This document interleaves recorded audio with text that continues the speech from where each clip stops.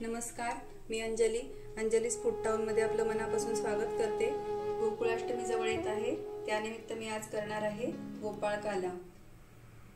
आता आपण रेसिपीला सुरुवात करू। 2 वाट्याला या ज्वारीच्या, 1.5 वाटी जाड पोहे भिजवून घेतलेत।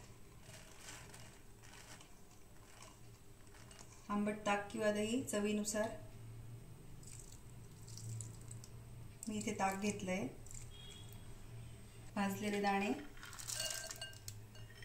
डाळ्या, डाळिंबाचे दाणे, मीठ चवीनुसार, साखर चवीनुसार।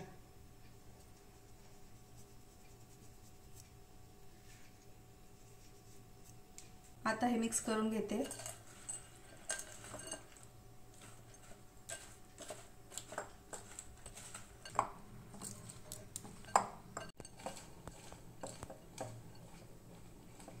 आता आपण फोडणी करून घेऊ। तेल गरम झाले, जिरं टाकते,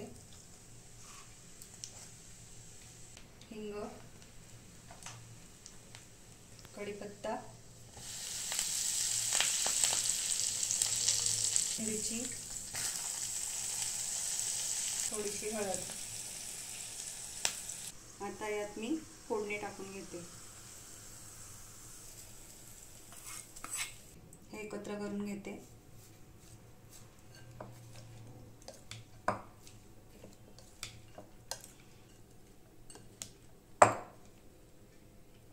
कोथिंबीर टाकते। यात तुम्ही आवडत असल्यास नारळ टाकू शकता। गोपाळ काला तयार आहे।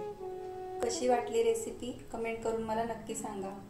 लाईक करा, शेअर करा, सबस्क्राइब करा आणि बेल आयकॉनचं बटन दाबायला विसरू नका। त्यामुळे तुम्हाला माझ्या नवीन येणाऱ्या व्हिडिओच्या नोटिफिकेशन मिळतील। भेटू लवकरच नवीन रेसिपी सोबत।